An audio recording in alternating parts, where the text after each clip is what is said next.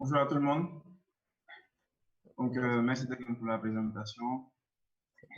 Donc, tout d'abord, je pense je m'inscrirai dans le même registre que ce que vient de dire Bergen.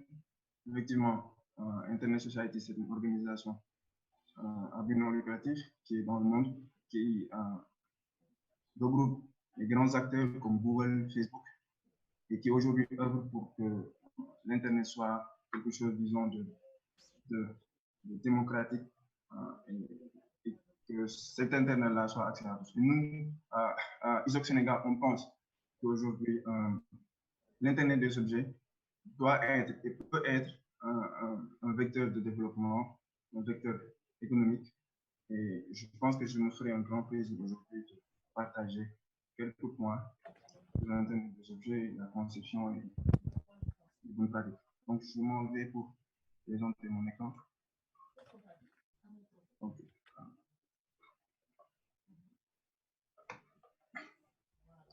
ne sais pas si le son est bon pour tout le monde. Oui, je pense que c'est bon. Ah, vous voyez mon écran? Oui. OK.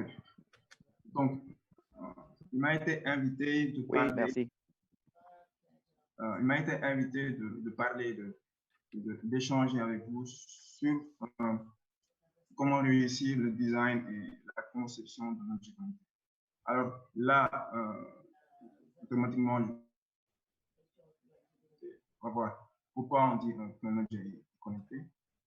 Ensuite, on verra tout ce qui est aspect design et conception, comme à partir des concepts clés qu'on fera l'entendre du propos que je partagerai. Après, on verra ensemble les étapes à suivre jusqu'à la mise à disposition du dispositif au marché.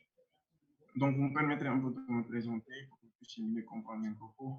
Donc, je suis ingénieur en système réseau télécom. Puisqu'on parle d'ISOC, je fais partie du comité directeur.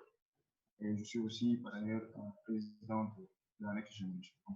La Next Generation, ISOC principalement, ce qu'on fait, c'est des activités, c'est des projets. On utilise l'Internet pour pouvoir permettre à, par exemple, aux gens qui sont dans le monde rural de pouvoir bénéficier de l'Internet.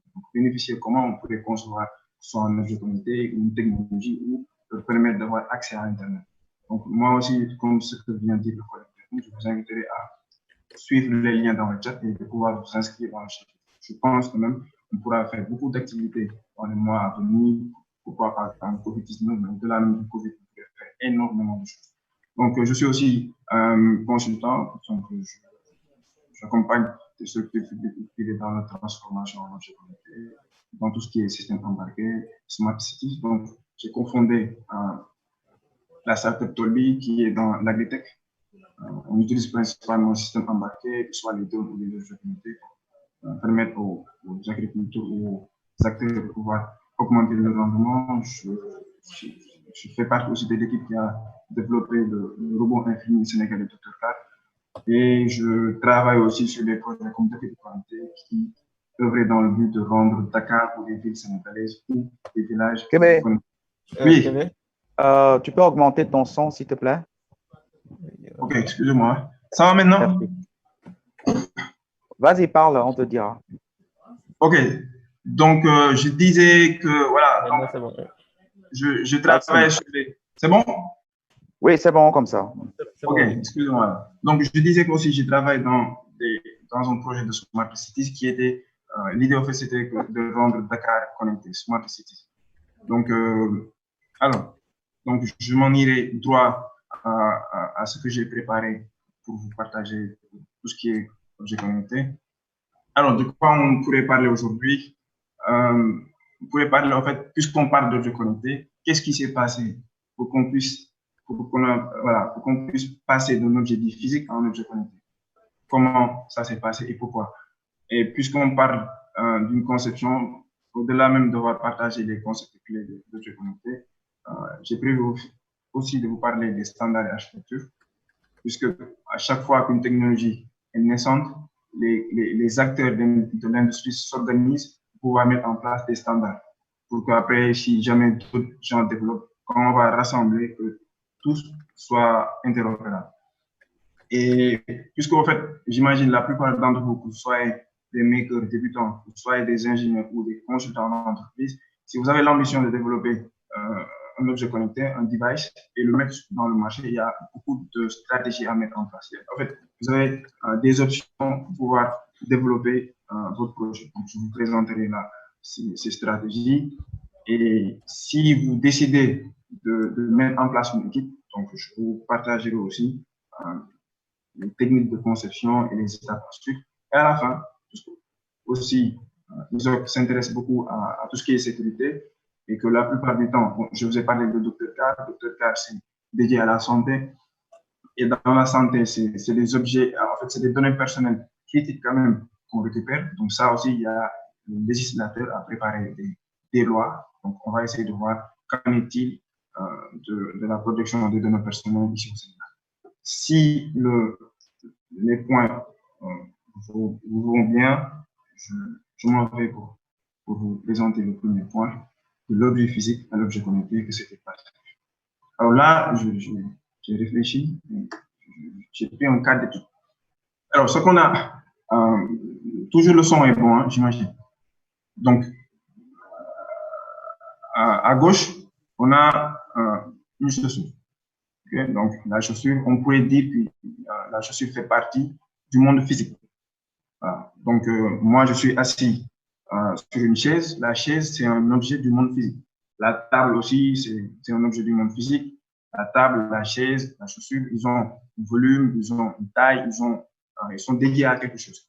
Alors, dans la partie droite, je ne pourrais vous dire que c'est toujours un objet physique, mais en tout cas, la chaussure, ou bon, on dira ce que c'est à la fin. En tout cas, ce qu'on a, les paires de basket à droite, arrivent à envoyer un message à Edem pour lui dire que tiens, Edem, tu dois boire aujourd'hui un demi-litre de plus aujourd'hui. Et il y a aussi les paires de basket qui disent à Dergen, aujourd'hui tu as eu une bonne journée.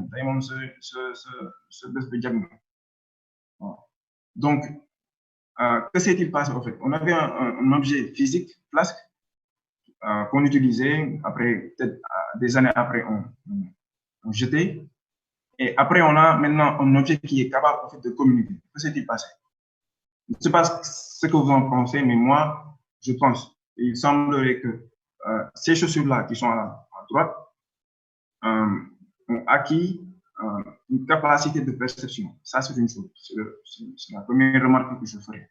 Capacité de perception, parce que pour pouvoir dire à Edem ou à Derben, pour pouvoir dire à Edem que vous devez boire 0,5 litres, alors que c'est une chaussure, j'imagine qu'il a dû compter le nombre de pas qu'Edem a fait dans la journée.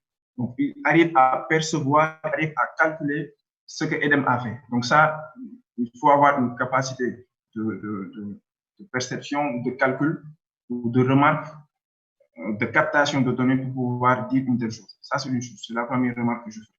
La deuxième, c'est qu'au-delà même de connaître le nombre de pas qu'il a fait ou de connaître la pointure des pas que Dergen a fait pour pouvoir dire que Dergen est content, je pense qu'il a dû faire une certaine analyse. Donc, il semblerait que la chaussure qui est à gauche ait acquis une capacité d'analyse et d'interprétation pour pouvoir dire à Dergen qu'aujourd'hui, il a eu une bonne journée. Ça, c'est la deuxième remarque. La troisième, la dernière, c'est qu'au-delà même d'avoir cette capacité de perception et d'analyse, cette chaussure-là a une nouvelle capacité, un nouveau comportement, ce qui arrive maintenant à communiquer, à dire ce qu'il pense.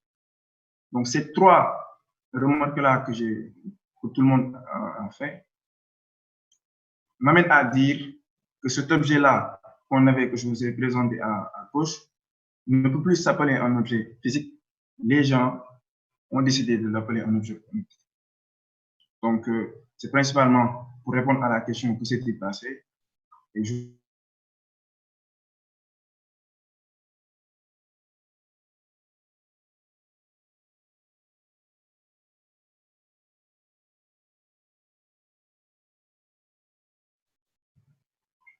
On a perdu. Allô? Oui, on t'a perdu. Allô, oui. Allô? Allô? Allô? Bon, on te reçoit 5 sur 5, vas-y. OK. Donc, je disais qu'en fait, voilà, que cette chaussure-là ne peut plus s'appeler un objet physique, mais aujourd'hui, il s'appelle un objet connecté. Pourquoi? Parce qu'aujourd'hui, il est capable de capter des données dans son environnement, il est capable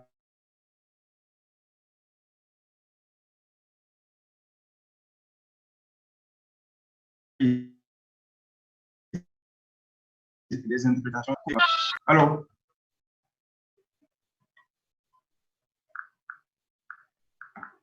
allô?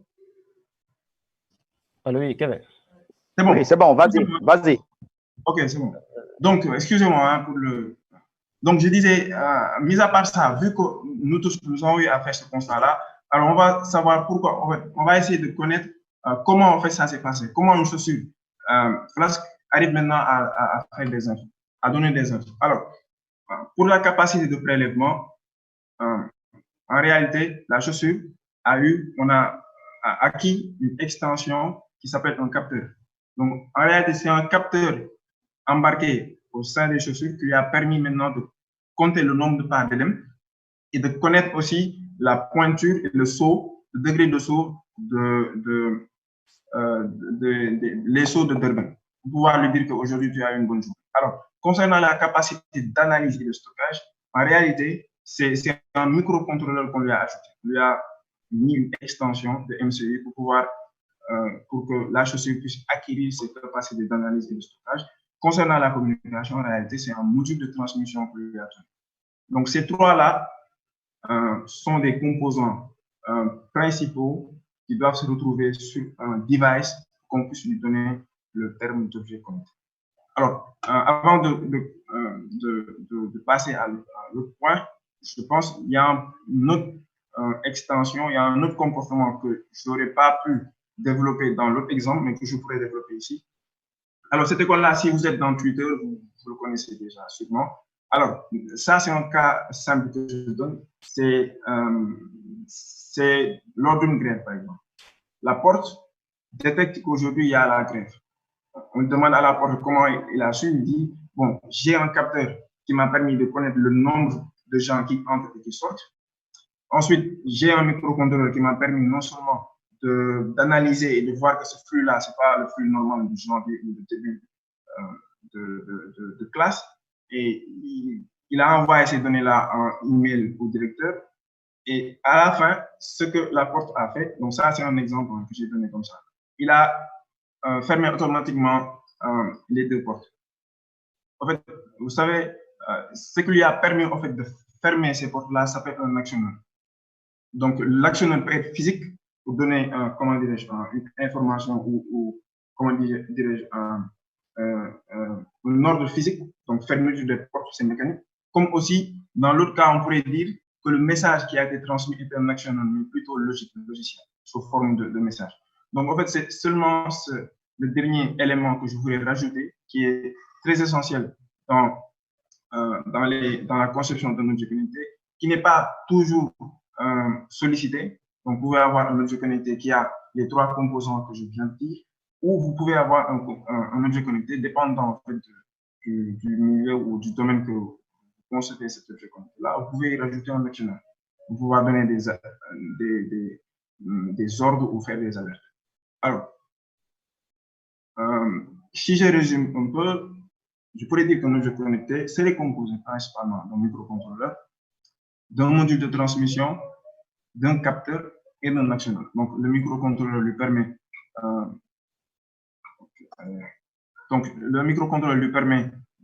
d'acquérir une certaine capacité d'analyse et d'intelligence, entre guillemets.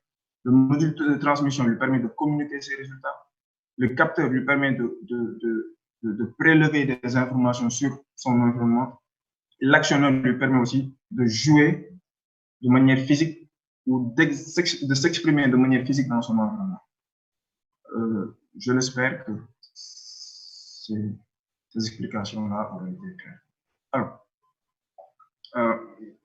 depuis l'avènement des technologies, à chaque fois qu'il y a eu une nouvelle technologie, en réalité, les acteurs se retrouvent pour discuter et mettre en place un cadre de travail un standard, si vous voulez, un RFC, comme les ISO, voilà. Pourquoi, en fait, ils le font? Parce qu'en fait, ils veulent s'assurer que si chacun développe une partie de l'objet connecté, donc si moi, je développe une technologie pour un capteur, Durkin, il développe une technologie pour le microcontrôleur, et il développe une technologie pour le module de transmission. Il faudra qu'on s'assure que si jamais un client lambda, donc je vais prendre quelqu'un comme Henri par exemple, si Henri est un utilisateur, il veut concevoir son propre objet connecté, il achète le capteur et le microcontrôleur, il achète le module de transmission. Il faudra qu'on assure à Henri qu'il a acheté 3 composants d'un objet connecté séparément de différents fournisseurs, mais que s'il l'achète et qu'il les met ensemble, ça va fonctionner. Pourquoi ça va fonctionner? Parce qu'en fait, les différents fournisseurs se sont retrouvés et on implémente en réalité le standard qui a été défini. C'est la même chose, ce qui est arrivé à l'Internet des objets. Il y a eu un standard qui a été défini. Donc, avant même de vous présenter l'architecture, donc ça, en fait, c'est un peu l'architecture, comment dirais-je, principale des objets connectés. Donc, vous avez l'objet connecté qui est là. Donc, dans le cas des chaussures dont j'ai parlé, donc, il y a l'objet connecté qui envoie la donnée à une station de base. Donc, il peut communiquer sur du Wi-Fi, sur Bluetooth, il peut utiliser Zigbee. Donc, dans ce cas-là, c'est sûrement le Bluetooth. Donc, on a une station de base en réalité qui capte l'info et qui l'envoie à Internet. Et on a, disons, des serveurs qui permettent de stocker et de traiter l'info. Donc, il y a la base de données ici. On stocke déjà l'info. Et ici, on peut mettre en place des algorithmes d'intelligence artificielle, de machine learning pour pouvoir extraire, transformer et charger ces données. Ensuite, on fait une présentation. Donc, cette partie-là s'appelle présentation. Donc, la partie présentation, c'est au niveau de l'application. En fait, si on récupère des données et qu'on les traite et qu'on réussit à avoir une information particulière, c'est là, en fait, dans la partie application, dans la partie présentation, qu'on présente la donnée. Non, on ne présente pas la donnée, on présente en réalité l'information, on présente à l'utilisateur. Et d'ailleurs, même j'en profiterai pour faire la différence entre données et information. Donc, vous savez, en réalité, dans l'exemple que je viens de donner, la donnée, c'est le nombre de packs LMAF. Mais l'information, après avoir passé tout ce périple-là, l'information après, c'est Edem, tu dois boire un demi-litre d'eau. Donc, en réalité, quand vous faites dans la conception, essayez de récupérer des données, mais d'en faire une information qui peut aider l'utilisateur à pouvoir prendre la bonne décision. Alors, donc, les acteurs de l'Internet des objets ont scindé la couche, l'architecture en couche. C'est une architecture que j'aime bien quand souvent c'est organisé en couche. Pourquoi en fait c'est organisé en couche? Là, vite fait, en réalité, quand on met en place une architecture en couche, on s'assure qu'à la fin, même si moi je viens et je change une technologie dans la couche, quand je remplace la technologie par une autre technologie, même si c'est un non-fournisseur, l'architecture me garantit les mêmes performances, pour ne pas dire même mieux. Donc voilà, pour dire ça, donc c'est ça qui est arrivé à l'Internet avec OSI, voilà. Donc là, dans la couche, on a couche device. Dans la couche device, on retrouve principalement les capteurs, on retrouve aussi les contrôleurs. Et vous me permettrez aussi de vous dire que, bon, en fait, je vais faire un peu ma charge. En fait, des fois, pour pouvoir donner une bonne information, il y a deux possibilités. Soit l'objet connecté est assez intelligent. Quand je dis assez intelligent, il faudra vous rappeler que l'intelligence du device vient du fait qu'on a un microcontrôleur. Donc, si au niveau du microcontrôleur, on a une capacité de traitement et de stockage assez grande, on pourrait, au-delà même d'avoir un objet connecté, d'avoir ce qu'on appelle un edge computing. Donc, en réalité, dans ce cas-là, l'objet connecté, quand il récupère les données à travers ce capteur, n'est pas obligé d'envoyer les données jusqu'à un cloud pour pouvoir faire le traitement et donner l'interprétation. Il va faire le traitement en interne parce qu'il a les capacités de le faire. Donc là, il y a des technologies qui permettent de le faire. Voilà. Donc, je vous présente ça. Donc, pour vous dire que soit vous prenez les données, vous l'envoyez sur un cloud, même s'il y a beaucoup de latence, ce n'est pas avantageux, mais quand même, des fois, on est obligé. Vous envoyez les données en cloud, vous faites le traitement là-bas et vous présentez la donnée sur une application ou vous assurez que vous avez une capacité de traitement assez suffisante pour pouvoir maintenir la donnée. Et là, c'est plus sécurisé parce qu'en fait, vous n'envoyez pas vos données dans le cloud. Et là, vous faites le traitement, vous faites l'interprétation en interne. Alors, donc là, déjà, on a la couche physique où on a le microcontrôleur, on a aussi les capteurs, on a la couche connectivité, on a Bluetooth, on peut avoir du Wi-Fi, on peut avoir du Zigbee, on peut avoir du LoRa, on peut avoir du Wemos, on peut avoir du RF, on peut avoir pas mal de technologies. Donc, ça dépend en réalité du type d'objet connecté qu'on va mettre en place. Donc là, ce que je disais, Edge Computing. Donc, tout ça, en fait, c'est la partie données. Donc, ça regroupe les acteurs qui sont dans le cloud, ça peut être Google, ça peut être IBM, ça peut être Amazon. Donc, ça, c'est la partie données. Vous avez la partie application et vous avez aussi la partie, comment dirais-je, process entreprise ou application. Québec? Oui? Justement, avant de passer, vous avez évoqué tout à l'heure le edge computing. Donc, il y a Bokar qui demande si les objets peuvent fonctionner sans Internet. Comment est-ce que ces technologies peuvent être utilisées dans les zones rurales? Donc, je disais, donc il y a Bokar qui demande si les objets connectés peuvent fonctionner sans Internet. OK. Donc, comment ces technologies peuvent être utilisées dans les zones rurales où l'accès Internet est faible? Merci, Dergen, pour avoir relayé cette question. On va laisser la présentation se poursuivre et après, on va répondre aux questions. Vous pouvez continuer à les poser dans le chat. Merci. OK. Excusez-moi, je sens que... Alors, OK. Donc, je continue la présentation. En fait, OK. À la fin, je serai ravi de répondre à ces questions. À la fin, je pourrai répondre. Donc, Dergen, si tu peux rassembler les questions, je vous ferai un plaisir de les répondre. Alors, maintenant, je présente en réalité c'est quoi un objet connecté. J'ai proposé, ou je vous ai aussi partagé le standard qui a été développé pour une bonne technologie. Alors, si vous êtes corporate, si vous êtes consultant, vous êtes ingénieur ou maker, sachez qu'il y a différentes stratégies de développement d'un objet connecté. Alors, vous avez l'option en réalité de développer l'objet connecté tout seul. Je me dis, tiens, moi, je veux développer l'objet connecté moi-même. Quand je dis seul, ce n'est pas l'entreprise, mais une seule personne décide de développer un objet connecté. Si vous êtes un maker ou si vous voulez apprendre les objets connectés, c'est une très bonne idée. Parce que vous allez souder, vous allez apprendre, vous allez faire le code, vous allez faire de l'impression. C'est une excellente idée. Et si vous êtes un corporate, c'est une très mauvaise idée de confier la conception et le design d'un objet connecté à un simple ingénieur. C'est une très mauvaise idée. Ça, je le pense. Donc, vous avez l'option de développer tout seul. L'autre, c'est de développer l'objet connecté avec une équipe pluridisciplinaire. Donc, par pluridisciplinaire, je fais appel à un designer en mécanique, donc qui se charge en réalité du boîtier, du design du boîtier. Donc, vous savez mieux que, en fait, au-delà même de la fonctionnalité que vous proposez à l'utilisateur, il y a l'aspect quand même ergonomique qui prime des fois sur la conscience ou sur le choix de l'utilisateur. Donc ça, il nous faut un designer, il faut un électronicien. On parle aujourd'hui de hardware, on parle d'électronique numérique, on parle d'électronique en miniature. Donc il faut un électronicien. Il vous faut aussi un informaticien. Quand je dis informaticien, c'est plus quelqu'un qui connaît en firmware.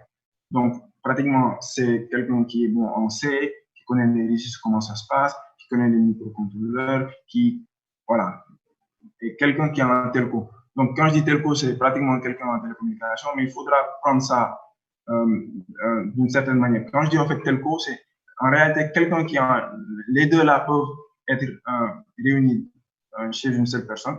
Donc, ça voudrait dire que celui-là, si on lui donne, si on lui dit que tiens, vous devez déployer ce device-là sur un Wi-Fi, il peut faire le dimensionnement du Wi-Fi, savoir où le routeur doit être. S'il doit utiliser LoRa, il doit maîtriser la l'architecture de LoRa, il doit connaître les paramètres qu'il voudra faire, combien de passages je dois mettre, est-ce que je dois prendre du LoRa Mac ou LoRa 1. Pourquoi je dis qu'il faut un telco? Donc après, en réalité, même il arrive dans des cas exceptionnels qu'un électronicien, que ces trois compétences-là se retrouvent chez une seule personne. Donc, quand je dis telco, c'est que quand vous donnez l'extension, le comportement de communication, il faudra que quelqu'un dans l'équipe puisse maîtriser la technologie de transmission utilisée. Bon, après, il faut un marketeur pour pouvoir vendre le dispositif. Voilà. Donc, ça, c'est des compétences nécessaires dans une équipe d'objets connectés. Donc, ça, c'est l'exemple en fait, de Tolby. Donc, là, je peux débuter. Moi, je gère la partie telco, informatique, firmware. Donc, le collègue qui est là, il gère la partie mécanique design. Lui aussi, il est designer, il est informaticien. Vous verrez, celui-là, il est électronicien pur et dur. Le gars là, il est agronome.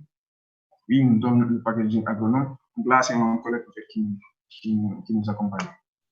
Donc ça, c'est un exemple typique en fait, d'équipe pluridisciplinaire dans le monde du objet connecté. Alors, sinon, en fait, vous avez la possibilité de sous-traiter votre objet connecté à des ingénieurs ou des consultants. Donc ça, c'est pratiquement pour les corporates. En général, ils avaient un modèle de communication, comment dirais-je, un domaine de prédilection assez fixé.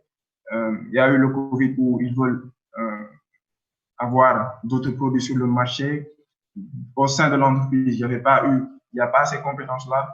Ils décident de sous-traiter en réalité leurs produits. Donc là, il y a des accords de confidentialité. Je pourrais vous partager les liens sur Hardware Predictable Design. On a fait un accord exemplaire pour pouvoir sous-traiter avec des clauses de confidentialité sur la.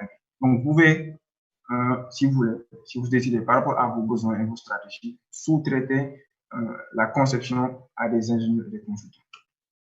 L'autre aussi, c'est de sous-traiter cela à des grosses firmes. C'est très cher quand même. C'est dans les environs de $500 000, $400 000. Donc, il y a des gens, de grandes entreprises qui sont à l'extérieur qui font des sous-traitants. Donc, vous leur donnez, comment dire, vous leur donnez le cahier de charge.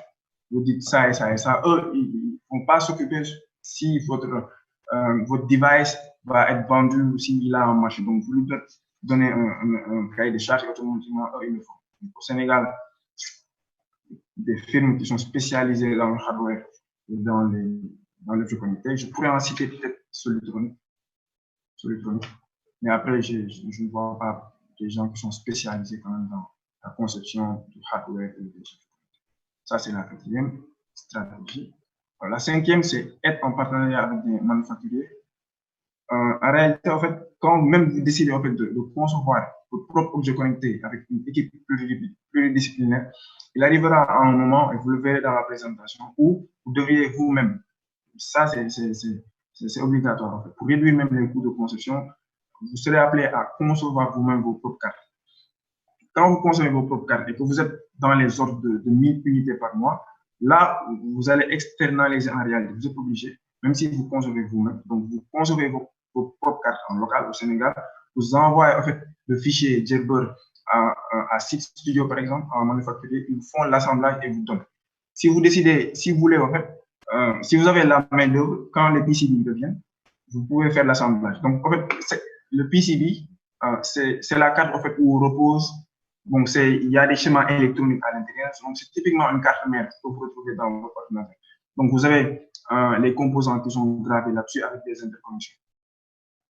Alors, donc, vous allez externaliser ce service-là. Vous allez prendre ces PCB, arriver en local, vous allez ajouter les composants, faire de l'assemblage et vendre. Sinon aussi, vous pouvez même externaliser tout à des manufacturiers. Donc, vous leur donnez le fichier de votre conception PCB, eux-mêmes, avec les composants, le bill of material, et eux, ils vont se charger en réalité de tout assembler et vous donner. Donc ça, en fait, je pense même si vous êtes dans l'optique de développer vous-même, vous ne pouvez pas échapper à ça. Si vous êtes dans les ordres de grandeur de 10 000 ou 100 000, vous pourrez, même ça, c'est pas avantageux, parce que les Chinois, quand même, ils ont tout, ils ont la main-d'œuvre, ils ont les machines, c'est les champions en termes de hardware, donc vous ne pouvez pas échapper à ça. Et si même, c'est vrai qu'à un moment donné, avec la problématique des IP, le fait qu'ils puissent prendre votre technologie, donc vous pourrez être amené à développer vous-même. Donc là, ce sera une grosse industrie que vous allez mettre en place, des machines à faire du PCB, des machines à faire du moulage, etc. Mais quand même, ça, c'est une stratégie de développement, le fait de faire appel à des manufactures. Donc, vous avez Seed Studio, par exemple, c'est en Chine, ça, c'est en Shenzhen. Donc, ils sont dans ça, il y a GLC PCB, donc je vous présente tout ça. Alors, donc, on arrive à terme au niveau du troisième point. Donc, je rappelle, on a parlé des objets connectés, on a parlé aussi du standard à suivre, on a parlé aussi des stratégies pour permettre aux consultants, s'il y en a ici, aux ingénieurs et aux makers de pouvoir concevoir pour à la fin atteindre l'objectif visé. Alors, maintenant, on va parler de la conception technique d'un objet connecté. Je ne sais pas si je suis dans les temps ou pas. Madame? Oui, on a 1h30, je pense.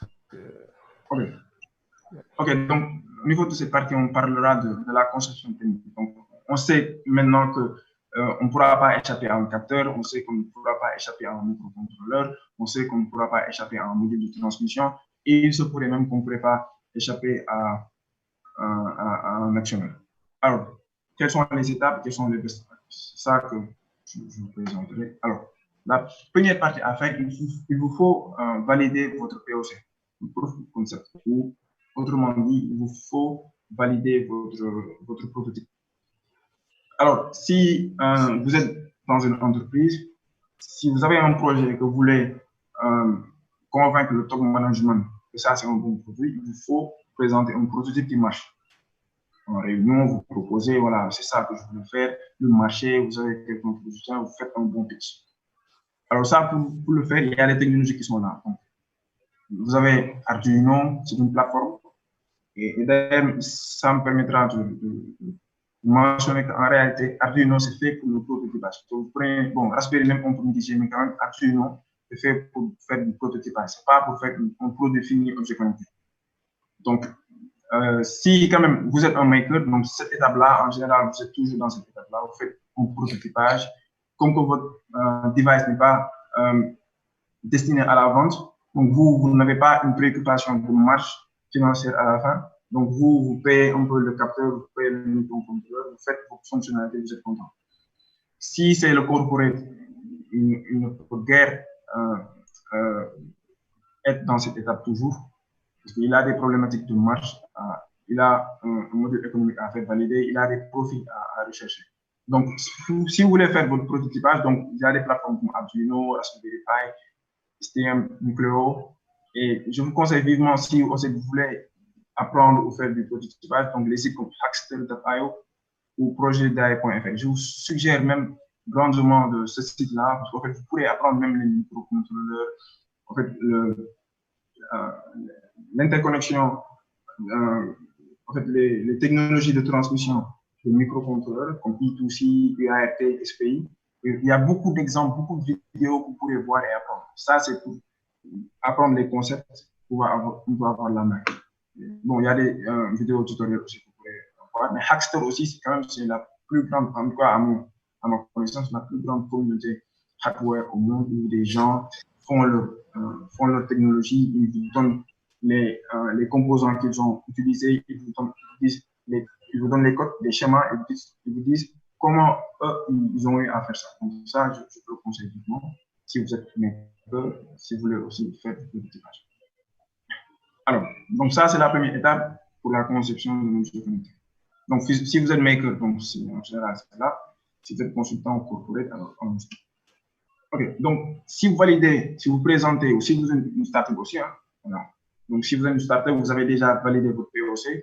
En général, même si vous êtes startup, vous n'avez personne à convaincre, qu'à part vous-même et vous, tout au début, vous êtes déjà convaincu. Vous pouvez ne pas faire la première étape, le prototypage. Parfois aussi, vous devez convaincre en réalité vos premiers clients, vos early adopters, les primo-adoptants. Donc là aussi, vous êtes obligé de faire un proto pour les montrer, pour qu'ils puissent faire des commandes. Alors, la deuxième étape, c'est de faire un plan de production préliminaire. C'est-à-dire, tiens, j'ai validé mon POC, il faut que je fasse un plan pour me dire si je dois faire une production en masse, voici les composants que j'aurai besoin. Il y a DJK ou Mouser, je dois acheter mes composants là. Voici la douane. Voilà, si j'achète ou est-ce que je fais des commandes par moins de 100 000. Il y a pas mal de stratégies. La faisabilité du développement, le temps, l'équipe, vous faites un plan pour vous assurer quand même que vous filez droit à une réussite. Et ça, en général, on l'oublie quand même de le faire et c'est très important. D'ailleurs, même si vous ne le faites pas, vous heurterez à le faire à la fin. Vous serez en réalité obligé. Ça, c'est la deuxième étape. La troisième, bon, moi, pour vous montrer un peu l'exemple d'un diagramme bloc, en réalité, si vous validez votre POC, donc vous voulez avoir une fonctionnalité, vous avez déjà validé le POC, vous êtes dans la troisième étape, donc là, il vous faut un diagramme bloc des composants qui seront au niveau au niveau de votre device, je connecté. Alors moi, comme que j'ai fait comment dire, cette présentation hier et vendredi, c'était pour le Super donc je me suis amusé en réalité à concevoir un objet connecté, un plat connecté, donc un Super connecté. Donc l'idée, en fait, je me suis dit, tiens, même si je n'aime pas fantasmer dans les technologies, je pense quand même avec beaucoup de personnes que la technologie est faite pour être utilisée dans des domaines précis. Donc nous sommes en Afrique, nous sommes au Sénégal, on a autant de challenges à faire, pour ne pas dire autant de problèmes. Donc dans ce cas précis-là, bon, vous savez, nous, nos grands-parents, par exemple, je pourrais pitcher et justifier cela, je pourrais dire que nos grands-parents ne font pas beaucoup de sport, alors plus c'est nin, plus c'est bon pour eux. Donc de là, on pourrait concevoir un supercan de connecté pour qu'à la fin, si la bonne termine, on pourra dire le degré de tir, par exemple. Est-ce que c'est bon, est-ce que c'est pas bon? J'en passe. Donc l'idée, en fait, c'est de concevoir un objet connecté, un supercan de connecté. Et là, j'ai choisi un microcontrôleur, j'ai choisi la technologie Bluetooth pour qu'il puisse m'envoyer ça sur mon téléphone portable. Et là, en fait, il faudra que vous assurez en réalité de la technologie de transmission. Donc ça, c'est l'UART. Donc j'ai choisi un capteur de goût. Je vous donne un petit tip. En fait, des fois, quand vous faites votre conception et que vous savez que vous avez besoin d'un tel capteur, quelqu'un peut dire j'ai besoin d'un capteur de température. On nous dit, par exemple, moi, je n'ai jamais utilisé le capteur de goût. Ce que je fais, moi, j'ai un petit dictionnaire à mon côté. J'ai ce capteur de goût, je vais aller dans le dictionnaire goût, c'est test en anglais. Je vais dans Google et je mets test sensor. À ma grande surprise, j'ai vu beaucoup de capteurs de goût, donc je l'ai choisi. Donc, mon capteur me servira à calculer le degré de tir dans le supercan. Donc, je pourrais me dire, bon, tiens, j'ai un bon supercan ou pas. Alors, donc là, c'est une connexion UART, un capteur de température pour pouvoir savoir est-ce que vraiment le supercan là est chaud. Voilà. Après, l'autre partie là, c'est la partie alimentation. Je ne sais pas comment je pourrais enlever ça, mais donc dans cette partie-là, on a la partie alimentation quand même. Donc, on a une batterie lithium et des fois, en fait, il faudra voir la tension que supporte le microcontrôleur. Donc, déjà là, on a une batterie lithium de 4,2 volts alors que j'ai besoin d'une tension de 3,3. Donc, je fais un gestionnaire de batterie ou un régulateur que je mets ici pour que ce régulateur-là puisse me convertir, la tension que je veux. Donc, typiquement, ça, c'est un diagramme bloc, un exemple que j'ai donné. Alors, ça, l'étape 3, c'est de faire un diagramme bloc de son système. L'architecture, quand même, micro de son système. J'utilise un microcontrôleur, quel capteur je dois utiliser? Quelles sont les interconnexions entre ça? Parce qu'à la fin, ça, ce qui va me permettre, c'est déjà de connaître la tension que je vais utiliser. Est-ce que réellement je vais utiliser un régulateur ou pas? Côté alimentation, c'est une chose très critique qu'il faudra s'assurer. Ça me permet aussi de faire le bon choix en réalité du microcontrôleur. Parce que si j'ai deux UART, là j'ai deux UART, il faudra que je choisisse un microcontrôleur qui a au moins deux connectivités UART. Tu peux te retrouver avec un SPI, voilà. Donc ça te permet quand même de faire un bon dimensionnement pour pouvoir faire le bon choix du microcontrôleur. Cela fait, on va aller dans l'étape 4, donc vous dites que j'ai besoin d'un microcontrôleur de deux UART par exemple. Vous allez faire maintenant le choix des composants du diagramme bloc. Donc, quand vous allez faire le choix, c'est un choix motivé par le diagramme bloc. Donc, si vous avez besoin d'une puissance de calcul, vous devrez le savoir dans le cas de votre application. Donc, si c'est le cas, vous devez choisir une mémoire flash beaucoup plus avec, disons, une mémoire flash importante. Si vous stockez l'info au niveau du microcontrôleur, ça veut dire que vous devez avoir un EEPROM beaucoup plus dense. Voilà. Donc, pour le choix du capteur, dépendant de la criticité de votre application aussi, vous serez appelé à choisir un capteur au-delà de l'autre. Pourquoi je dis ça? Si on est dans le domaine de la santé, par exemple, je dois m'assurer que si l'information, si j'ai une donnée comme quoi j'ai tant de température, que ce soit réel, exact. Parce qu'en fait, le docteur ou l'infirmier va prendre une bonne décision, va prendre en tout cas une décision par rapport aux données qu'il aura reçues. Donc, si, en tout cas, dépendant du domaine d'application, vous ferez des choix de capteurs sur soit le prix ou des critères comme la criticité ou le niveau de précision du capteur. Ensuite, au fait, l'une des parties les plus importantes, c'est le choix de la batterie. En réalité, je devrais même choix de l'alimentation. Parce que vous pouvez vous dire, comme la question qui a été posée, on est au niveau du domaine du monde rural, il n'y a pas de courant. Comment on fait? Il y a le solaire. Si vous choisissez un solaire, l'architecture côté alimentation va changer. Donc, va changer. Vous devrez utiliser un MPPT pour traquer. Voilà, il y a pas mal de choses à faire. Donc, faites le bon choix quand même par rapport aux exigences que vous avez au niveau de votre application. Okay, donc, ça, c'est l'étape 4. Ok, oh non, ça, je me suis trompé. Je voulais dire l'étape 5. Donc, on considérera qu'on est au niveau de l'étape 5. Alors, si vous avez déjà fait ça, vous avez déjà sélectionné les composants. Alors, chaque composant a un mode de branchement dédié. Donc, vous allez faire en réalité votre schéma électrique. Donc, ça, c'est principalement, on peut dire que c'est le microcontrôleur. Vous faites vos branchements. Alors, ça c'est les bonnes pratiques. Bon, déjà, les outils, vous pouvez utiliser KiCad. Bon, c'est un logiciel non seulement qui vous permet de faire votre schéma électronique, mais à la fin, il vous permet de faire votre circuit imprimé. Même de vous générer le Jailbird et le Bill of Material. Donc, c'est un stack assez complet. De la même manière aussi, vous avez ici EDA. Il vous propose la plateforme en ligne, comme aussi vous pouvez l'avoir dans votre ordinateur. Et je vous conseillerais, si vous travaillez quand même en équipe, de voir ici EDA, parce qu'en fait, il vous permet de collaborer avec d'autres collègues au sein d'une même équipe sur le même fichier, sur la même conception. Ce que ne permet pas KiCad. Eagle, peut-être, oui, parce que je ne l'utilise pas. Voilà, donc EasyEDA aussi, leur avantage aussi, c'est que eux, l'entreprise EasyEDA, ils ont une grosse marché de composants électroniques qui s'appelle LCSC. Donc, eux, à chaque fois que tu fais la conception, eux, ils proposent directement dans l'application les composants qu'ils vendent. En même temps aussi, c'est eux qui gèrent DHCP. Donc, tu utilises la plateforme, le composant, ils te le vendent eux-mêmes directement et ils te font aussi comment dirais-je, la production de circuits imprimés. KiCad aussi, c'est open source quand même. Il y a beaucoup de communautés qui sont là. EasyEDA aussi, c'est intéressant quand même. Eagle, c'est payant.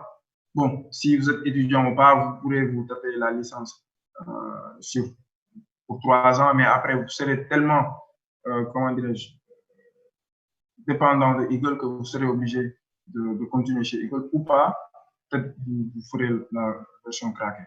Ça, je vous laisse à vous. Donc, voilà. Mais en général, même, de quitter un logiciel de conception comme KiCad et passer à EasyEDA, c'est pas difficile parce qu'en fait, c'est les mêmes workflows que vous utilisez. Après, bon, c'est des petits choix, quelqu'un a beaucoup plus d'avantages que l'autre. Alors, ça, c'est les outils en fait, que vous pouvez utiliser pour faire votre schéma électrique si vous êtes ingénieur. Alors, ça, en fait, c'est des points, c'est des bonnes pratiques, pour ne pas dire même obligatoires. Quand vous faites un choix, par exemple, moi, je décide maintenant d'utiliser, pour mon microcontrôleur, je décide d'utiliser STM32. STM32, En fait, je vais utiliser ATmega 128P. Donc, c'est le microcontrôleur qu'on retrouve dans la plateforme de prototypage Arduino. Donc, vous, quand vous prototypez et que vous voyez ça marche, vous pourrez en fait acheter uniquement la puce qui est à l'intérieur. Parce qu'après, tout ce qui est entre USB et les autres, vous n'en aurez pas besoin. Et si vous décidez de vendre ce prototype-là, ça veut dire que vous êtes en train de perdre beaucoup de marge parce qu'en fait, vous avez utilisé une plateforme qui embarque d'autres devices que vous avez payés et que vous n'avez pas besoin. Donc, si je décide d'utiliser l'ATmega 128P pour mon, comment dirais-je, pour mon microcontrôleur, ce que je vais faire, c'est simple. Je vais faire ça. Je vais dire ATmega parce que je dois faire mon schéma électronique. Donc, je fais ATmega 328P. Okay. Je fais datasheet. Okay. Vous voyez en fait sur Google, sur mon écran.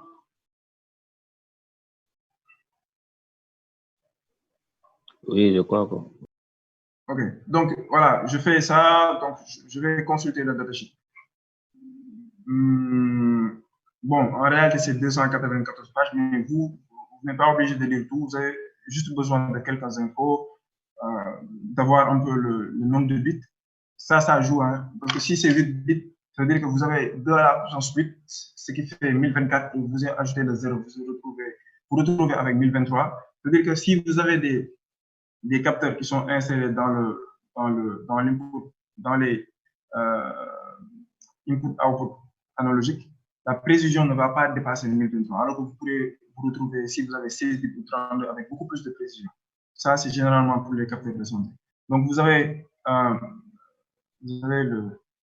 les capacités de mémoire et vous pourrez avoir aussi le nombre, ce que je disais tout à l'heure, voilà, les types de communication supportés, UART, SPI, si vous utilisez LoRa ou les autres, I2C, combien vous en avez, le type de wire.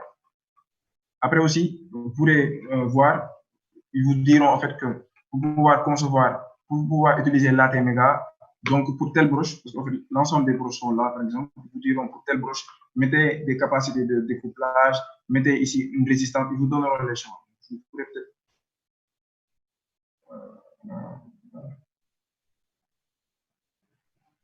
donc ça, c'est bon, tout ça, on n'en a pas besoin en réalité, parce que si vous donnez seulement les caractéristiques, parce qu'ils sont obligés, et si vous faites de l'assemblage aussi, ça, vous devrez l'utiliser, même si ce n'est pas intéressant.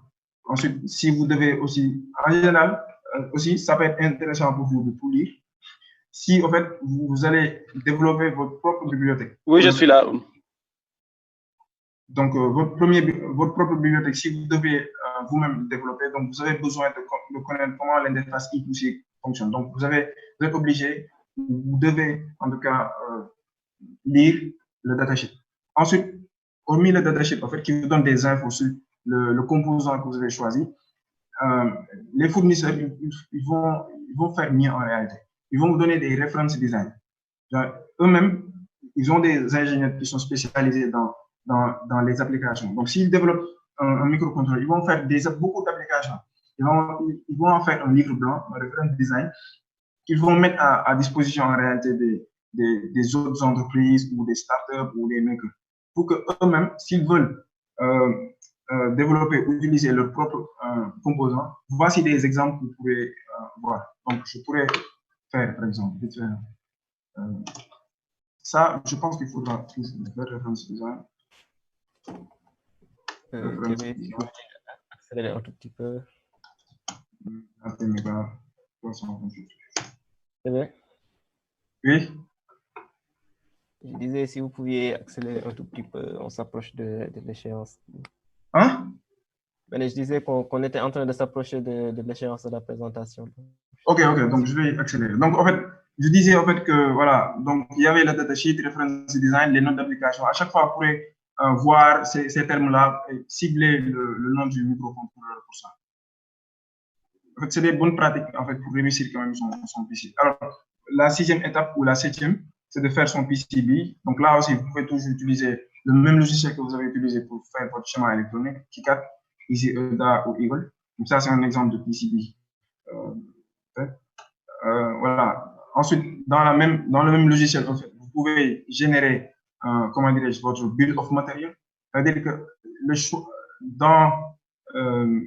souvenez-vous en réalité que si vous utilisez un composant, il y a d'autres composants en fait qui vont venir que vous n'avez pas pris en compte. C'est les résistances, les capacités de couplage que vous avez utilisées. Quand vous utilisez un seul outil pour faire tout le stack, c'est-à-dire faire le schéma électrique, faire votre PCB, à la fin, le logiciel va vous donner l'occasion ou l'opportunité de pouvoir générer une liste de matériel. Il les génère automatiquement. Donc, non seulement vous aurez les composants que vous avez utilisés, mais en réalité aussi, vous aurez les résistances, les capacités que vous avez utilisées et tout. Donc, c'est ça, en fait, qu'il vous génère le bill of material. En même temps aussi, il vous génère le fichier Gerber. Donc, le fichier Gerber, c'est le fichier en fait, de votre PCB. Vous allez prendre ça. Rappelez-vous aussi des différentes stratégies. Si vous décidez de ne seulement imprimer des cartes, vous envoyez seulement le fichier Gerber et vous achetez les composants chez un autre fournisseur, arrivez en local, vous faites l'assemblage. Ou sinon, si vous décidez en fait d'envoyer pour qu'en Chine, ils vous font tout l'assemblage, l'impression, la fabrication des circuits imprimés et l'assemblage des circuits, donc vous envoyez non seulement le fichier Gerber et le BOM, le bill of material. Donc vous l'envoyez à Seeed Studio ou vous l'envoyez à GLC PCB. Et il y a beaucoup d'autres fournisseurs. L'étape 9, c'est quand vous recevez et que vous aurez fait déjà les tests, voilà, l'assemblage, vous faites des tests firmware parce que tout ce que j'ai pu dire, c'est seulement la partie électronique, mais quand même, il y a l'intelligence quand même. Donc, j'avais parlé d'un informaticien, c'est celui qui s'occupe de la partie firmware. C'est en général, c'est en C qu'on le développe. Donc, il faudra faire l'assemblage électronique, mais après, faire téléverser le code et faire les tests firmware. Faire du débugage et s'il y a des petites défaillances, des choses que vous n'aviez pas pris en compte, vous pourrez faire des itérations, renvoyer une partie du PCB qui n'a pas été bien faite, faire des mises à jour. L'étape 10, c'est de vous assurer que votre produit est certifié. Si vous décidez de vendre vos produits au Sénégal, en Afrique ou aux États-Unis, il y a différentes réglementations. Donc, on verra des réglementations au niveau de la batterie, par exemple. Si vous vous souvenez, le Samsung Galaxy Note, depuis un temps, si vous l'utilisez, ça a explosé. Donc, maintenant, les gens ont mis en place des certifications. Donc, il y a les certifications à plomb. Et en fait, ça, en fait, il faudra essayer d'éviter ça toujours. Comment vous l'éviterez? En réalité, les compatibilités électromagnétiques, c'est quand en fait, vous allez utiliser. En fait, autrement dit, vous êtes beaucoup plus à risque de causer disons des bruits électromagnétiques si vous achetez la puce de transmission directement chez le fournisseur. Alors qu'il y en a d'autres, il y a d'autres acteurs de la chaîne de valeur qui ont pris la puce et qui ont développé un module en réalité autour de cette puce. C'est différent en fait du microcontrôleur. Donc, je prends un exemple pratique. Bon, j'avais un microcontrôleur ici. Là. Exemple. Donc là, c'est un rack. Disons que la puce qui permet un peu de faire la communication ici, c'est celle-là. En fait, si vous achetez directement cette puce-là, directement, qui permet de faire du Wi-Fi, et vous l'intégrez, vous faites le design dans votre objet connecté, vous êtes beaucoup plus à risque de causer des causes, des bruits électromagnétiques. Et là, en fait, vous êtes obligé, on fera passer pour payer $10 000 ou $40 000 pour faire certifier. Je ne parle pas des ingénieurs et toutes les itérations pour le faire. L'autre possibilité, c'est en fait d'acheter le module qui a été conçu autour de cette puce-là. Et ce module-là, en réalité, c'est déjà certifié. Et quand vous l'achetez, vous l'intégrez directement. Je ne dis pas que vous n'aurez pas toujours disons des bruits électromagnétiques, mais vous en avez pas pour dire même que vous n'en aurez pas. Donc ça aussi, c'est des petites astuces que je voulais vous partager. Donc, il y a différentes certifications à faire. Donc, je vais aller beaucoup plus vite parce que l'heure est le signal d'heure. Donc, pour la conception technique, donc ça, c'est la première partie, c'était plutôt dans la partie électronique. Donc, là aussi, il y a la dernière partie. Donc, l'armature en réalité de votre objet connecté. Donc, vous êtes en un premier temps, vous faites le design de votre boîtier. Donc, vous utilisez Eagle, vous utilisez SolidWorks. Ensuite, vous avez trois choix à faire. Soit vous concevez votre device en faisant de l'impression 3D, faisant des impressions 3D, soit vous concevez votre device et vous dites, parce qu'en réalité, l'impression 3D, c'est seulement en fait, pour le prototypage. Ce n'est pas dédié quand même pour une production de masse. Donc, si vous êtes dans la production de masse, il vous reste deux options. Soit vous faites un moulage par injection. Donc, c'est des fournisseurs qui, vous avez un design assez particulier. Donc, eux, ils peuvent vous garantir de vous produire 100 000. Si vous le faites du moulage, c'est de qualité meilleure. C'est comme si avoir le design de Apple, vous faites votre propre design d'un portable, d'un device, et vous voulez en fait, faire une production en masse. Donc là, vous avez, c'est cher, hein, très cher quand même. Il y a les entreprises qui le font, vous pourrez voir sur le net. Donc, vous avez la possibilité de faire un moulage par injection. Ou bien, vous pouvez choisir. Pour moi, en tout cas, c'est la meilleure option de choisir des boîtiers standards.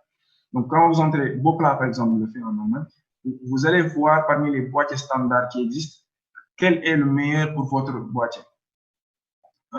Si vous voyez les compteurs, par exemple, vous pouvez aller chez le quincaillerie et au niveau du quincaillerie et acheter un boîtier standard.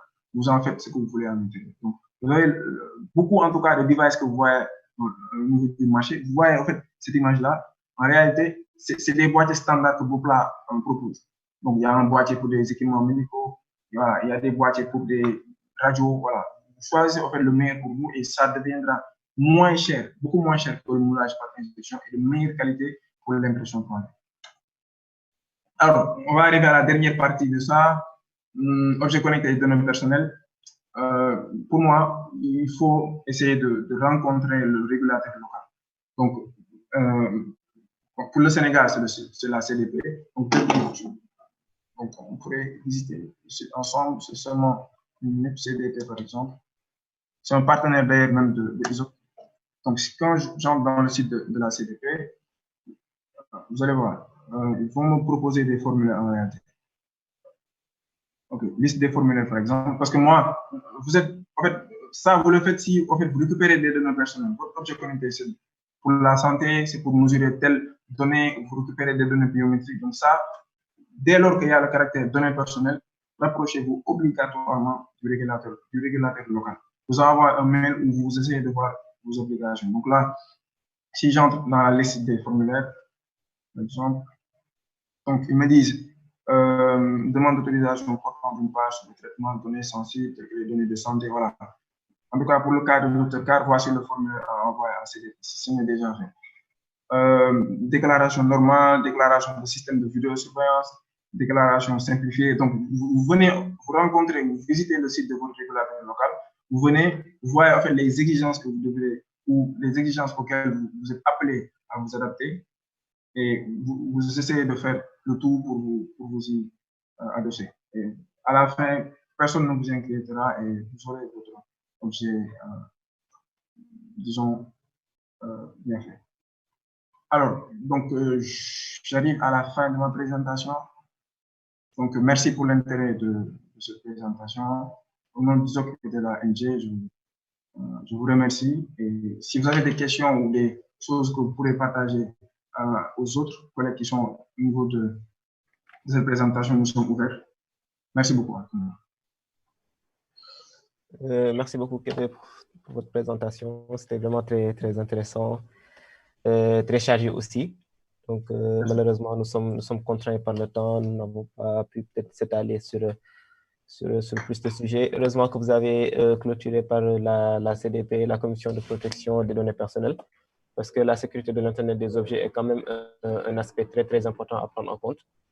Et c'est d'ailleurs l'aspect qui nous intéresse un peu plus sur ce sujet. Donc, au niveau du webinaire précédent, on a eu à présenter un cadre donc, qui s'appelle l'OTA, Online Trust Alliance. Donc, c'est un cadre de confiance, alliance de confiance en ligne. Donc, c'est un cadre de confiance de sécurité et de la confidentialité des objets connectés. Donc, c'est juste un ensemble de bonnes pratiques en fait, qui inclut un ensemble de stratégies qui sont nécessaires pour sécuriser en fait, les terminaux IoT et leurs données lors de leur expédition et tout au long du cycle de vie de l'objet connecté. Donc, c'est un cadre en fait, qui propose un ensemble de critères sur lesquels les acteurs qui participent dans le cycle de vie de l'objet connecté depuis sa conception jusqu'à sa commercialisation donc, doivent s'accorder là-dessus afin de garantir le maximum de sécurité au niveau du terminal IoT. Donc, c'est un cadre très important sur lequel travaille ISOC, qui inclut 4 axes prioritaires. Donc, il y a les principes de sécurité qui sont applicables à n'importe quel appareil, capteur, donc à toutes les applications, services qui sont développés là-dessus. Il y a également les contraintes, les exigences au niveau de l'accès utilisateur, donc, qui imposent aux fabricants en fait, de crypter l'ensemble des mots de passe et des noms d'utilisateurs que l'utilisateur émet, d'envoyer les objets connectés avec des mots de passe uniques, etc. Donc, c'est un cadre qui prend également en compte la confidentialité, les divulgations, la transparence, donc, qui exige en fait que les principes de confidentialité acceptés soient conformes, y compris les divulgations importantes. Et enfin, c'est un cadre qui prend en compte les notifications et les bonnes pratiques associées. Donc, ce volet-là, en fait, exige au niveau du fabricant de prévenir rapidement l'utilisateur en cas de changement majeur, en cas de mise à jour, etc., d'informer rapidement l'utilisateur sur les menaces et également les actions requises. Donc, c'est un cadre très, très important en fait, qui propose un ensemble de bonnes pratiques concernant la sécurité de l'Internet des objets, qui aujourd'hui en fait est un point chaud, si on peut le dire ainsi. Donc, je vais partager avec vous un lien vers le cadre du Online Trust Alliance. Donc, merci beaucoup encore pour votre présentation. Ouais. Donc, j'ai eu à relever quand même 2 questions. Une question de la part de M. Bokar Anne, qui demandait si les objets connectés peuvent fonctionner sans Internet et comment est-ce que cette technologie peut être utilisée dans les zones rurales. Ok. Oui, exactement. En fait, oui. En réalité, en fait, dans les objets connectés, on a beaucoup de technologies de transmission qui sont utilisées. Et ça, c'est pour contraindre, en fait, pour pallier à ces contraintes-là de connexion 4G ou 3G qui existent dans les zones dites blanches. Donc oui, on peut utiliser LoRa, par exemple. LoRa, c'est une technologie que tu peux toi-même déployer dans les zones blanches. Donc, tu as, au niveau du device, tu as une antenne. Il envoie jusqu'à 15 km à une autre antenne qui s'appelle une passerelle. Et au niveau de cette passerelle-là, c'est là en fait vous mettez votre connectivité. Donc, je peux donner un exemple beaucoup plus pratique. Vous êtes dans un village. Au niveau du village, il n'y a pas de connexion Internet, mais 100 km après, on a de la connexion. Maintenant, vous pouvez implémenter beaucoup d'objets connectés au sein du village. Vous leur donnez la connectivité Zigbee ou connectivité LoRa. Là, vous n'êtes pas obligé, en fait, vous ne faites même pas appel à des opérateurs. C'est vous-même, des choses qu'on achète, qu'on interconnecte et qu'on envoie. Alors, vous envoyez toutes les données là, vous mettez des passerelles de relais jusqu'à ce qu'ils atteignent la connectivité. Et là, vous mettez la connectivité Internet. Regardez, la connectivité Internet va vous permettre de prendre ces données-là et de l'envoyer à Internet. Si vous avez un serveur, par exemple, sur Internet, vous pouvez envoyer là-bas vos données, comme ce que je vais montrer dans l'architecture, faire le traitement des données et relayer ça à une application. Mais effectivement, il y a beaucoup de technologies. La plupart, c'est ça. Vous utilisez Zigbee, LoRa, il y a pas mal de technologies. Ok, super. J'espère que la réponse était satisfaisante pour M. Bokar Anne. Super. Merci beaucoup. On va passer à... Ok. Il y a également une question de M. Ousmane Faye. Alors là, cette question-là, je pense que Kevin va être ravi de répondre à cette question-là. Donc, M. Faye demande si cette technologie peut être appliquée à l'agriculture. Est-ce qu'il est possible, est-ce possible de connecter une plante afin de détecter les maladies et le manque d'eau? Oui, exactement, oui. En fait, dans les domaines même de prédilection, surtout en Afrique au Sénégal, les objets connectés, parmi ces domaines-là, ça peut être l'agriculture, l'environnement, l'air. Dakar, c'est une des villes les plus polluées au monde, d'après l'OMS. Donc oui, pour l'agriculture, effectivement, moi, par exemple, j'y travaille. Si vous allez dans www.toldeco.com, on a conçu en réalité des objets connectés qui sont mis au niveau des champs et qui récupèrent des données qui, à la fin, permettent aux utilisateurs, aux agriculteurs de pouvoir connaître les besoins exacts en eau.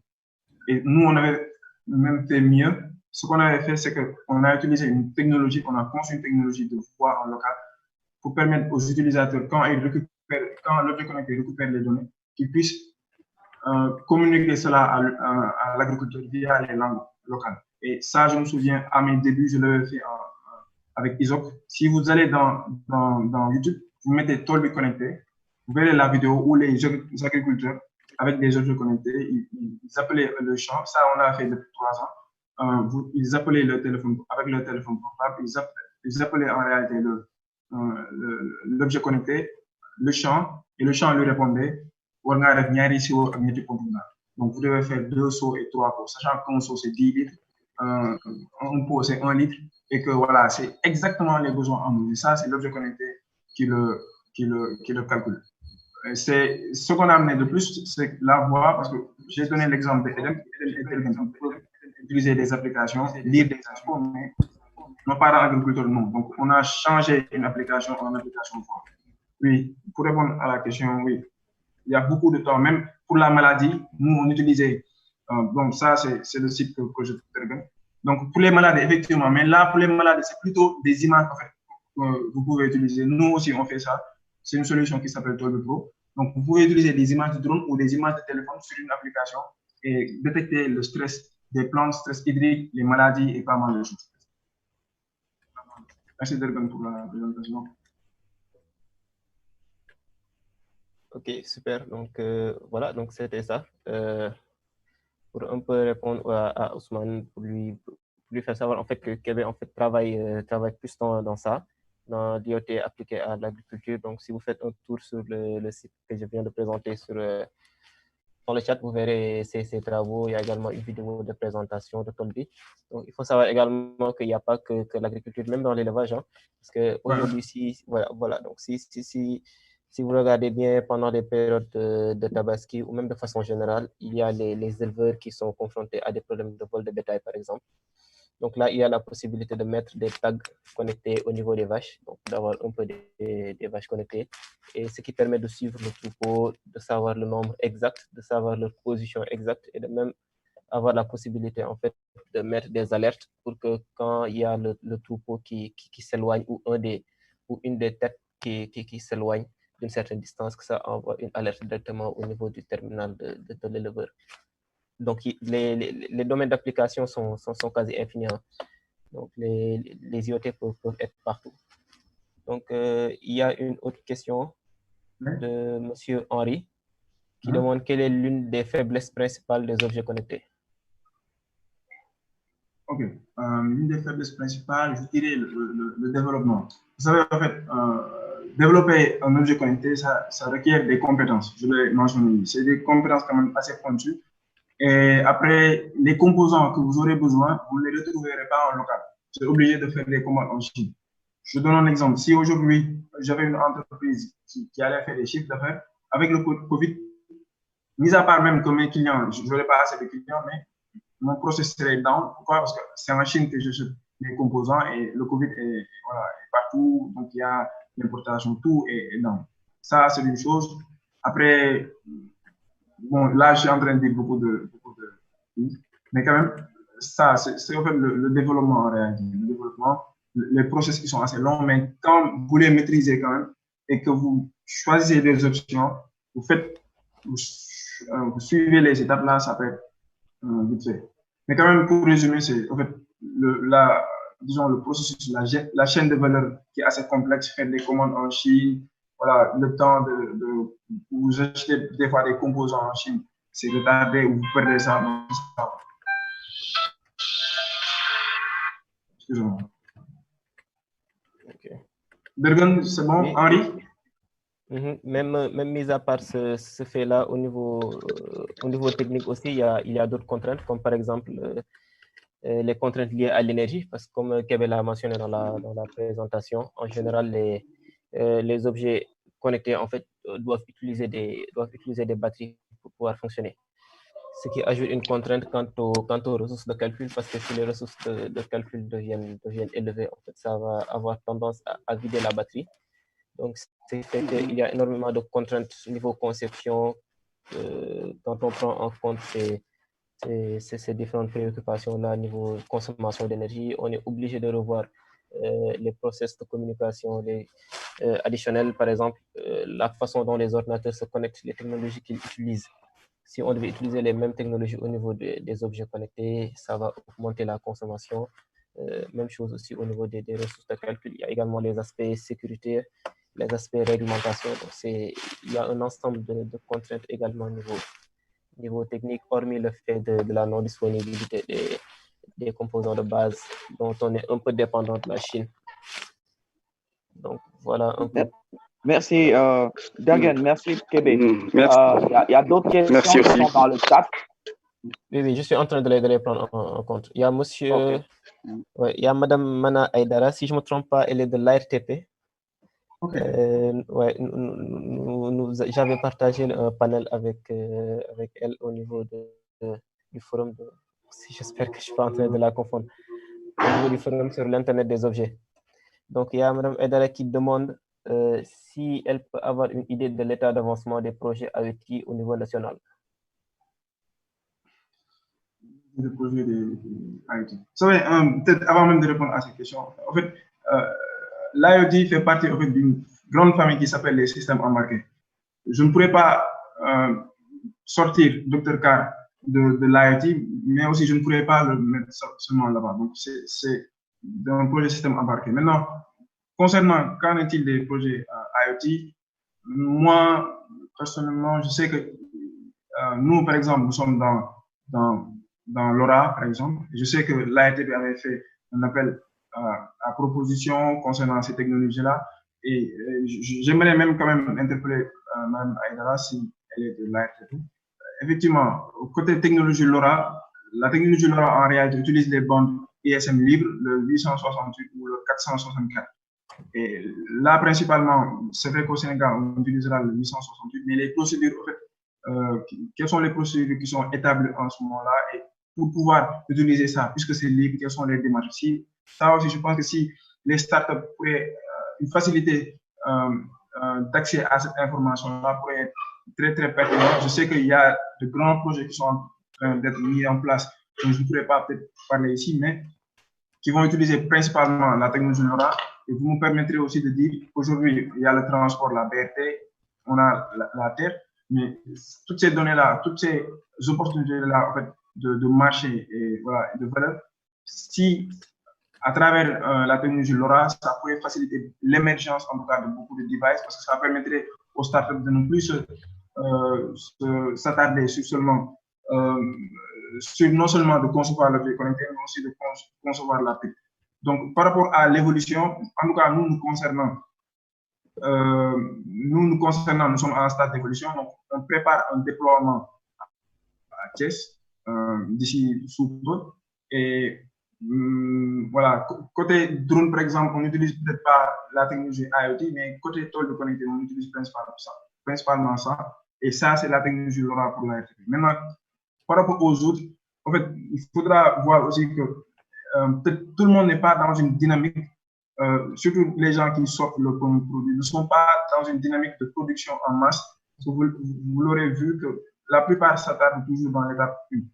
Donc, pour les autres qui sont dans cette étape 1, je ne sais pas parce que je confondrais peut-être celui qui est à l'ESP avec un projet de classe, avec quelqu'un qui a un autre projet qui voudrait mettre en place sous forme de startup, mais qui est dans l'étape 1. De ce fait, je n'ai pas assez d'infos, disons, sur ça. Peut-être M. Mbaké pourra en dire, mais je sais que les gens, la plupart des projets IoT, c'est des projets de recherche de professeurs. Ici à l'ESP, je connais des profs qui sont dans ce projet de recherche-là et qui utilisent la technologie LoRa. À Gaston Berger aussi, je sais qu'il y a des projets IoT dans l'élevage. Il y a quelqu'un qui fait dans l'élevage connecté, qui est, je pense, à Oron.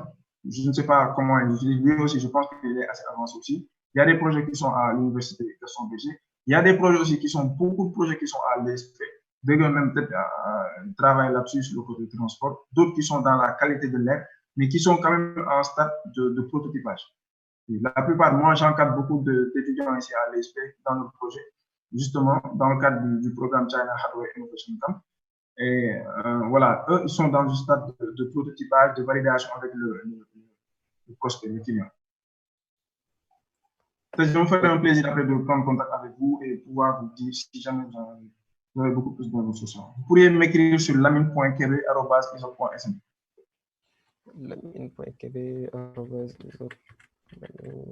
Super, parce que heureusement que vous avez mentionné ces problèmes liés aux bandes ISM, parce que Mme Maïna Aïdara a demandé justement quelles sont les contraintes auxquelles vous faites face aujourd'hui en termes de technologie réglementaire et sécuritaire. Donc voilà, je vais lui transmettre votre mail, comme ça vous pourrez échanger là-dessus. Donc, Mme Aïdara précise également que l'ARTP a publié une décision qui encadre cette activité, donc notamment les bandes libres ISM. Peut-être après, tu vas faire des recherches là-dessus. Est-ce que tu peux élever la voix? Tu m'entendais pas? Ah, désolé, là tu m'entends? Ouais, c'est bon, oui.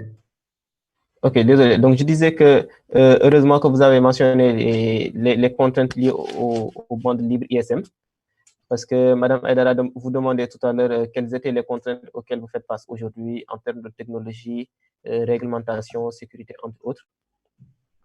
Donc, elle précise également que la RGP a publié une décision qui encadre cette activité, notamment les bandes libres ISM. Donc, voilà, peut-être, voilà. Donc, peut-être après, tu vas laisser laisser votre mail. Vous avez dit que c'est lamine.kv. Lamine.kv. Je viens de le mettre dans le chat. Ah, ok, super. Donc, sûrement, elle va prendre contact avec vous pour en échanger.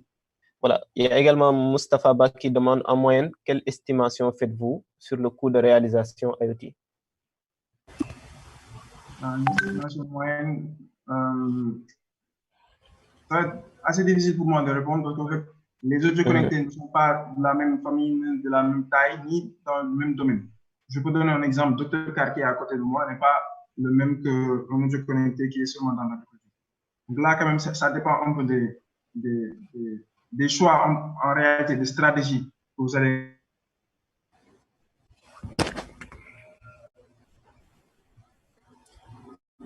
Allô, Kevin, on t'a perdu.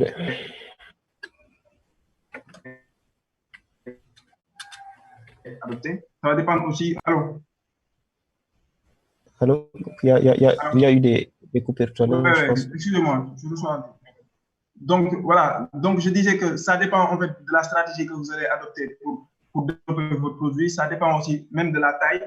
Dr K n'est pas le même, par exemple, que Tolby, un device qui est dans seulement un packaging comme ça. Donc, ça dépend en réalité de beaucoup de facteurs.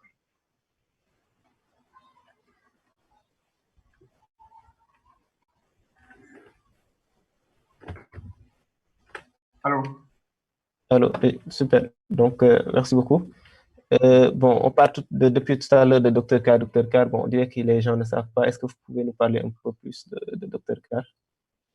Ok. Ouais, avec plaisir. Donc, Dr K, en réalité, c'est un robot infirmier qu'on a mis en place dans le contexte de la pandémie du Covid-19. Donc, on voulait en fait protéger, densifier non seulement le matériel des médecins, mais aussi les protéger, parce que c'est eux qui étaient pour la plupart du temps exposés pour prendre en charge ça. Donc, on a mis en place Dr Car. Donc, il a deux grandes fonctionnalités. La première, c'est qu'il permet de faire des déplacements de charge à distance de manière automatisée. Donc, vous lui mettez le médicament, vous lui mettez le repas et vous le pilotez, il va directement au niveau de, comment dirais-je, il va directement au niveau de la chambre du patient, il l'interpelle en langue locale et lui dit, tenez, venez prendre votre repas.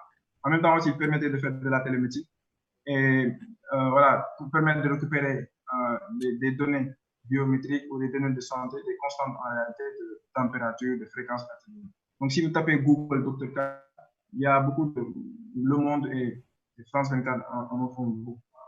En réalité, on fait beaucoup d'articles sur ça et pour le voir. Donc, en réalité, c'est ça. Donc, voilà, c'est ça. L'image que je viens de projeter, c'est ça, en fait, le robot, qui est en train d'être déployé à FAN, la deuxième version. Super. Donc, c'est une fierté pour toutes les SPE, autant au niveau du corps professoral, autant au niveau des étudiants. Donc, je vous invite à bien faire un tour sur l'article qu'a fait dessus France 24. Mais également, comme Kevin l'a dit, il y a également d'autres médias locaux qui ont fait des articles sur le sujet. Donc, il y a Bokar Anne qui demande qu'en est-il du Diamniadio Lake City. Je ne sais pas si tu as des informations là-dessus. Diamniadio? Lake City. Next City. Lake City. Ah, bon, celui des comptes. Diamniadio, Lake City. Bon, je n'ai pas assez d'infos. Je ne sais pas si c'est pour le projet de Econ, mais là, je n'ai pas assez d'infos par rapport à ça.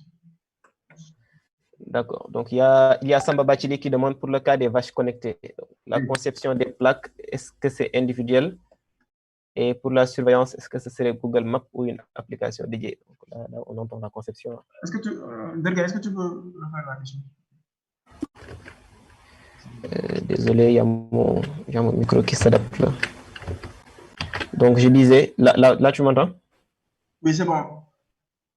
Ok, donc il y a Samba Bacheli qui demande pour le cas des vaches connectées, Oui. est-ce que la conception des plaques est individuelle ou pour la surveillance, ce serait Google Maps ou une application dédiée?